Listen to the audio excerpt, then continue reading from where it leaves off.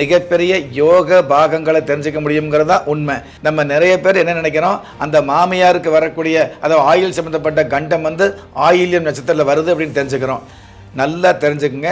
அதாவது அந்த மாமியாருக்கு கணவருடைய அம்மாவாக இருந்தாலும் சரி, பெண் வீட்டுடைய அம்மாவாக இருந்தாலும் சரி, அவங்களுடைய அம்மாவுக்கு வந்து தாயாருக்கு ஜாதகம் இல்லாமல் வந்துருவீங்களே, அந்த காலத்தில் நிறைய பேர் பெண் குழந்தைகளுக்கு ஜாதகம் எழுதுறதில்ல.